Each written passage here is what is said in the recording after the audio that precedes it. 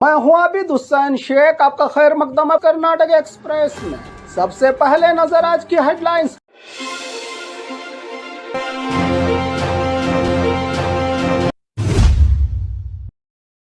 Art of living पर सरकारी जमीन के कब्जे का संगीन आरोप, 41 एकड़ मामले की एसआईटी जांच शुरू। सौजन्या केस में बड़ा मोड़, सुप्रीम कोर्ट ने सीबीआई पर उठाए सवाल, नई जांच का रास्ता हुआ साफ। बंतवाड़ आरटीओ ऑफिस पर उठे सवाल, प्राइवेट बिल्डिंग में 8 साल से दफ्तर, लोग हैं परेशान। बागलकोट बस स्टैंड पर उपा लोकायुक्त का सरप्राइज रेड, गंदगी देखकर सो मोटो केस दर्ज। दक्षिण कन्नड़ा में ऑरेंज अलर्ट, तेज बारिश के चलते आज स्कूल कॉलेजेस किए गए बंद। एक्टिव रौडियों को पुलिस की सख्त वार्निंग, लंबे अरसे से अपराध में शामिल नहीं होने वालों को दी खुशखबरी। राम मंदिर डोनेशन चोरी पर बागलकोट में कांग्रेस का मशाल मार्च। नीट पेपर लीक पर प्रधानमंत्री मोदी का बड़ा एक्शन, फास्ट ट्रैक कोर्ट बनाने का ऐलान, दोषियों को सख्त सजा का किया वादा। सीसीटीवी के अलर्ट से पकड़ा गया फ्रूट चोर। सीएनजी लीक से मची अफरा तफरी, फायर टीम की फुर्ती से टला बड़ा हादसा। खबरें विस्तार से। आर्ट ऑफ लिविंग पर सरकारी जमीन के कब्जे का संगीन आरोप, 41 एकड़ मामले की एसआईटी जांच शुरू। बेंगलुरु से बड़ी खबर, art of living Shri Shri Ravishankar Guruji संस्था पर 41 एकड़ सरकारी जमीन पर कब्जा करने का आरोप लगा है। इस मामले की जांच के लिए कर्नाटक सरकार ने 11 अधिकारियों की एसआईटी की टीम बनाई है। टीम को 3 महीने में रिपोर्ट देने के डायरेक्शन दिए गए हैं। एसआईटी जमीन के असली कागजात, लीज की शर्तें, फेक डॉक्यूमेंट्स और जमीन के इस्तेमाल की जांच करेगी। साथ ही ये भी देखा जाएगा कि लीज के बाद भी जमीन पर कब्जा जारी था या नहीं। आरोप है कि 1985 में सिर्फ 500 रुपये प्रति एकड़ सालाना किराए पर 30 साल के लिए ये जमीन लीज पर दी गई थी, जिसकी अवधि 2015 में ही खत्म हो गई। लेकिन इसके बाद भी संस्था ने जमीन नहीं छोड़ी। अब सबकी नजर एसआईटी की जांच और उसकी रिपोर्ट पर ही टिकी हुई है, तब जाकर सारी सच्चाई सामने आएगी।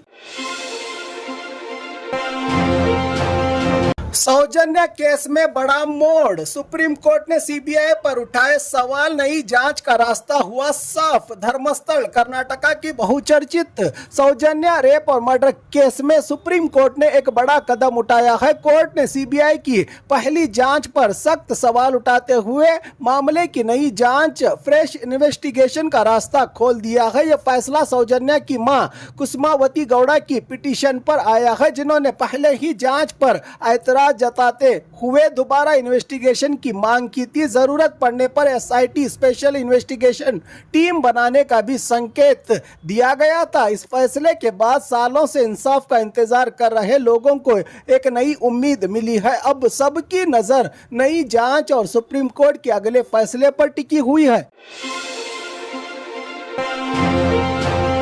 बंतवाड़ आरटीओ ऑफिस पर उठे सवाल, प्राइवेट बिल्डिंग में 8 साल से दफ्तर, लोग हैं परेशान। दक्षिण कन्नड़ा बंतवाड़ को आरटीओ ऑफिस पिछले 8 साल से एक प्राइवेट बिल्डिंग में चल रहा है। ऑफिस के पास ना प्रॉपर ग्राउंड है और ना ही ड्राइविंग टेस्ट की सही जगह। इसी वजह से ड्राइविंग टेस्ट नेशनल हाईवे पर करवाया जा रहा है, जिससे लोगों की सुरक्षा और ट्रैफिक दोनों पर असर पड़ रहा है। हर महीने लाखों रुपये किराए पर खर्च हो रहे हैं, जबकि लोगों का कहना है कि सरकार किसी सरकारी बिल्डिंग या जमीन पर नया आरटीओ ऑफिस शुरू करे। पब्लिक ने ऑफिस में ब्रोकर्स की बढ़ती दखल अंदाजी और आम लोगों को हो रही परेशानी पर भी नाराजगी जताई। अब मांग उठ रही है कि बंतवाड़ आरटीओ ऑफिस को जल्द से जल्द अपनी सरकारी बिल्डिंग में शिफ्ट किया जाए, ताकि लोगों को बेहतर और आसान सेवा मिल सके और ब्रोकरों से निजात। बागलकोट बस स्टैंड पर उपा लोकायुक्त का सरप्राइज रेड, गंदगी देखकर 100 मोटो केस दर्ज। बागलकोट के नवनगर सेंट्रल बस स्टैंड में बढ़ती गंदगी, खराब सिस्टम और यात्रियों की परेशानियों को देखते हुए उपा लोकायुक्त बी वीरप्पा ने अचानक इंस्पेक्शन किया और 100 मोटो केस दर्ज करने का हुक्म दिया। जांच के दौरान होटल और बेकरी में एक्सपायर्ड जूस बोतल्स, खुले में रखा खाना और सफाई की कमी देखकर अधिकारियों को सख्त फटकार लगाई गई। उप लोकायुक्त ने साफ कहा कि यात्रियों की सेहत और सुविधा के साथ कोई लापरवाही बर्दाश्त नहीं की जाएगी। इंस्पेक्शन के वक्त स्कूल और कॉलेज के स्टूडेंट्स ने भी बस की कमी की शिकायत की। इस पर उप लोकायुक्त ने ट्रांसपोर्ट डिपार्टमेंट को स्कूल टाइमिंग में एक्स्ट्रा बसेस चलाने और बस सर्विस को वक्त पर चलाने के डायरेक्शन दिए गए। अब सबकी नजर इस बात पर है कि अधिकारी कितनी जल्दी बस स्टैंड की कमियां दूर करते हैं और यात्रियों को बेहतर सुविधाएं कब मिलती हैं।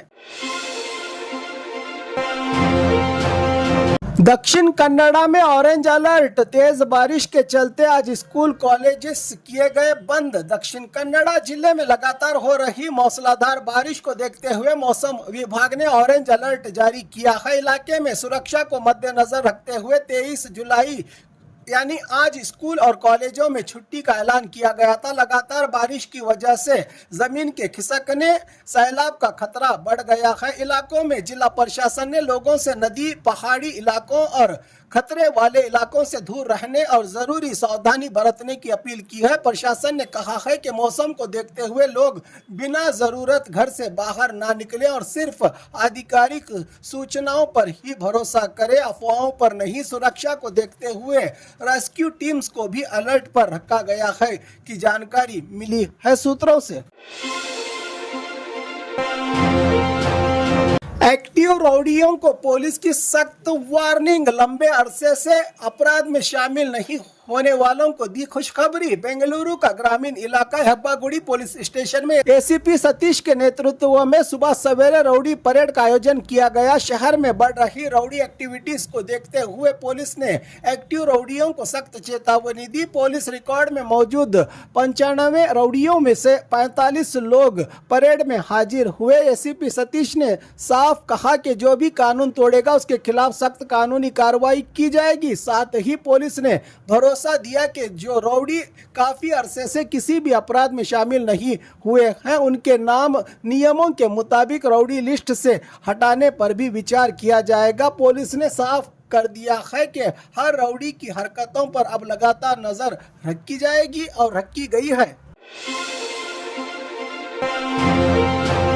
राम मंदिर डोनेशन चोरी पर बागलकोट में कांग्रेस का मशाल मार्च, दोषियों पर सख्त कार्रवाई की मांग। बागलकोट में अयोध्या राम मंदिर के डोनेशन में हुई चोरी के विरोध में बागलकोट शहर में कर्नाटका प्रदेश कांग्रेस प्रचार समिति के नेतृत्व में बड़ा मशाल मार्च निकाला गया। इस प्रोटेस्ट में कांग्रेसी कार्यकर्ता और नेता बड़ी संख्या में शामिल हुए। मशाल मार्च शहर के मुख्य रास्तों से गुजरते हुए बसवेश्वर सर्कल पर जनसभा में तब्दील हुआ। भाषणकारों ने आरोप लगाया कि राम भक्तों की आस्था को ठेस पहुंची है और डोनेशन चोरी के जिम्मेदारों के खिलाफ सख्त से सख्त कानूनी कार्रवाई होनी चाहिए। प्रदर्शनकारियों ने कहा कि भक्तों की तरफ से दी गई दान राशि और कीमती सामानों की सुरक्षा का होना जरूरी है। इस मामले की पूरी ट्रांसपेरेंट जांच कर दोषियों को सजा दी जानी चाहिए। प्रोटेस्ट के दौरान कांग्रेसी कार्यकर्ताओं ने नारेबाजी करते हुए इंसाफ की मांग उठाई।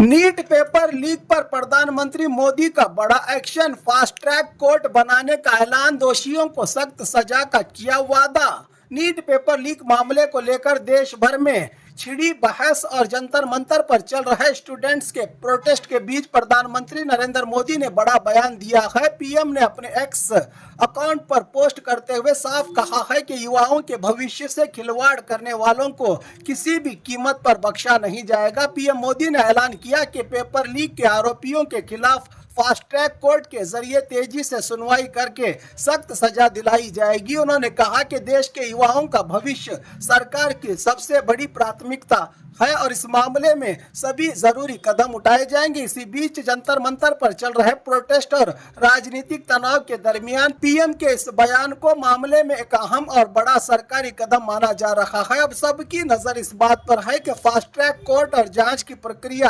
कितनी जल्द शुरू होती है और दोषियों पर क्या कार्रवाई होती है, जबकि युवा प्रोटेस्टर सिर्फ और सिर्फ शिक्षा मंत्री धर्मेंद्र प्रधान का इस्तीफा मांग रहे हैं। सीसीटीवी के अलर्ट से पकड़ा गया फ्रूट चोर। शिवमोगा से हैरान कर देने वाली चोरी की वारदात शिवमोगा के सागर से सामने आई है, जहां एक व्यक्ति सोना या कैश नहीं बल्कि फ्रूट शॉप से आम और अनार चोरी करने पहुंच गया, लेकिन उसकी ये चोरी ज्यादा देर तक छुप नहीं सकी। शॉप में लगे सीसीटीवी ने तुरंत ओनर को अलर्ट भेज दिया। मालिक फौरन दुकान पहुंच गया, जिसे देखते ही चोर मौके से भाग निकला। बाद में सीसीटीवी फुटेज के आधार पर सागर पुलिस ने आरोपी को पहचान कर हिरासत में ले लिया। पुलिस ने मामला दर्ज कर जांच शुरू कर दी है। चाहे चोरी फलों की हो या किसी और चीज की, कानून की नजर में हर चोरी अपराध है और दोषी के खिलाफ कार्रवाई तय है। सीएनजी लीक से मची अफरा तफरी, फायर टीम की फुर्ती से टला बड़ा हादसा। विजयनगर के हड़गली गांव के जीबीआर कॉलेज के सामने सुबह सवेरे सीएनजी ले जा रही एक व्हीकल से गैस लीक होने से इलाके में अफरा तफरी मच गई। गैस लीक होते ही लोगों में खौफ का माहौल पैदा हो गया और तुरंत फायर और इमरजेंसी टीम को सूचना दी गई। मौके पर पहुंची अग्निशामक टीम ने फौरन हालात को काबू में ले लिया, जिसकी वजह से एक बड़ा हादसा टल गया। राहत की बात यह रही कि इस घटना में किसी भी तरह का जान और माल का नुकसान नहीं हुआ। फिलहाल अधिकारी गैस लीक की वजह की जांच कर रहे हैं और सुरक्षा के लिए जरूरी एहतियात के कदम उठाए गए हैं। और खबरों के लिए देखते रहिए कर्नाटक एक्सप्रेस।